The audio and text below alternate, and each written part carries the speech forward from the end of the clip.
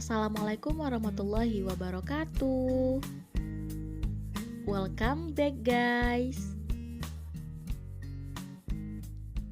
Halo semuanya. Di video kali ini saya Nesi Putrisari akan mereaction sebuah video yang telah dibuat oleh teman saya, yaitu Farah Salsabila. Nah, video yang akan kita reaction ini membahas tentang materi teks negosiasi untuk kelas 10 SMA. Stay tune terus ya guys.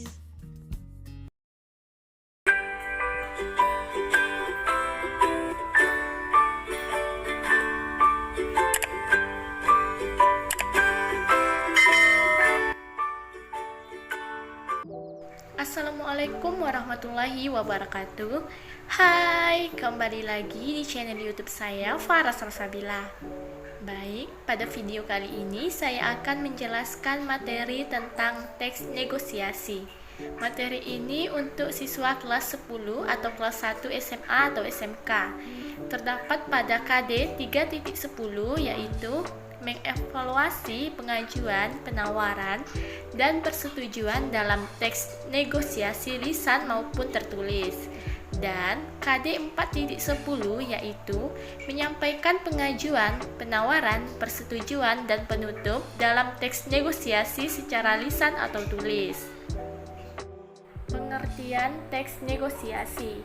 Teks negosiasi atau negosiasi adalah suatu bentuk interaksi sosial yang berfungsi untuk mencapai penyelesaian bersama di antara pihak-pihak yang mempunyai perbedaan kepentingan. Pihak-pihak tersebut merupakan menyelesaikan perbedaan tersebut dengan cara berdialog dan tidak akan merugikan salah satu pihak. Selanjutnya, tujuan teks negosiasi. Yang pertama, mencapai kesepakatan yang dimiliki kesamaan persepsi, saling pengertian dan persetujuan. Yang kedua, mencapai penyelesaian atau jalan keluar dari masalah yang dihadapi secara bersama. Yang ketiga, mencapai kondisi saling menguntungkan dan tidak ada yang dirugikan.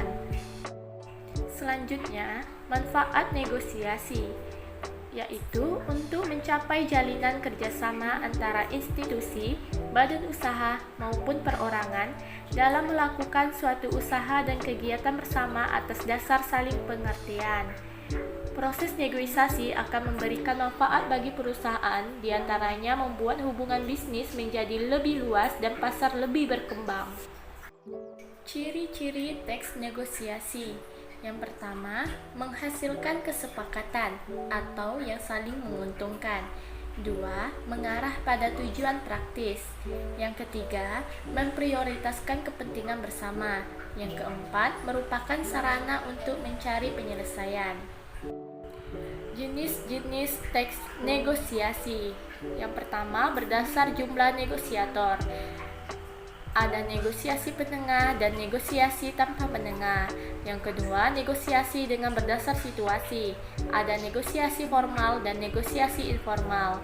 Yang ketiga, berdasar untung rugi. Ada negosiasi kolaborasi, negosiasi dominasi, negosiasi akomodasi, negosiasi penghindar konflik. Struktur umum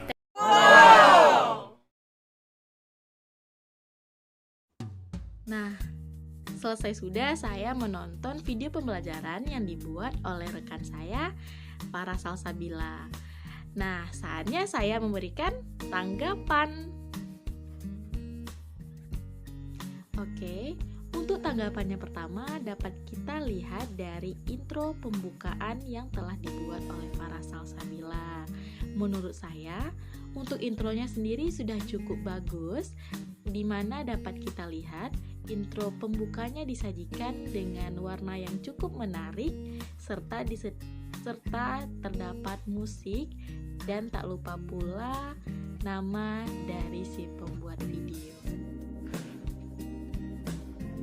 Nah, selanjutnya yang kedua yaitu dari segi materi yang dipaparkan oleh Farah Salsabila tadi, di mana dalam video tersebut materi yang dibahas tentang teks negosiasi sudah sangat banyak dan sangat komplit tentunya, karena di sana pemateri menjelaskan mulai dari pengertian, tujuan, manfaat, ciri-cirinya, terus terdapat jenis-jenisnya juga, struktur umum maupun struktur kompleks, dan ada juga unsur kebahasaan, unsur pembangun, dan pola penyajian teks negosiasi tersebut. Menurut saya untuk materinya sudah cukup bagus juga dan sangat komplit.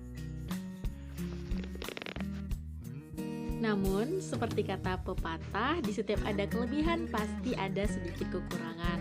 Nah, menurut saya, untuk kekurangan dari materi yang disampaikan oleh Farah Salsabila tadi, di mana dia menjelaskan tentang banyak sekali materi tentang teks negosiasi, sangat lengkap sekali. Nah, itulah menurut saya kekurangannya, karena kelebihan materi yang disampaikan dalam satu video dan satu waktu. Hal ini akan menyebabkan pembaca atau penonton merasa sedikit bosan dengan materi yang terlalu banyak tadi menurut saya, karena hanya disampaikan dalam satu video dan kurang menarik untuk dibaca sampai akhir dengan materi sebanyak itu. Saran saya, alangkah lebih baiknya jika beberapa materi tadi dihilangkan atau mungkin juga bisa digabungkan, misalnya seperti tujuan dan manfaat dari teks negosiasi. Nah, selanjutnya mungkin bisa saja pada struktur kompleks dihilangkan saja karena telah ada struktur umum yang dijelaskan. Nah, alangkah lebih baiknya juga pada struktur umum ini dijelaskan sedikit gambaran tentang struktur dari teks negosiasi tersebut dan contoh sedikit.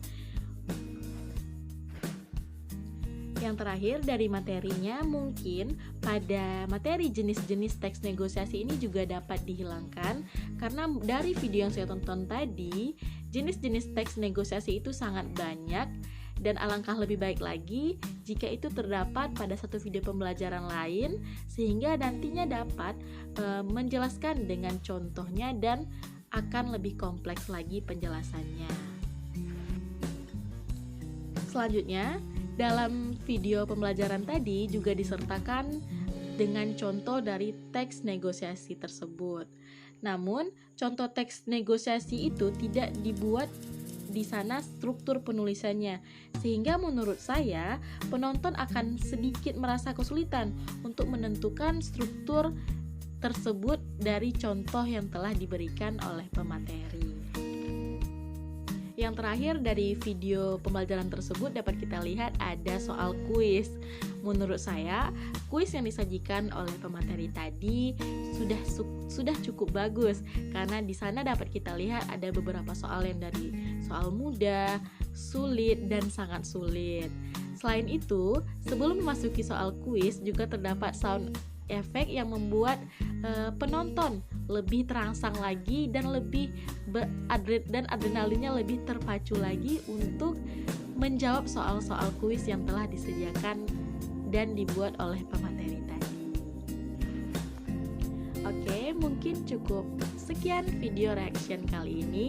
Terima kasih dan sampai jumpa. Wassalamualaikum warahmatullahi wabarakatuh.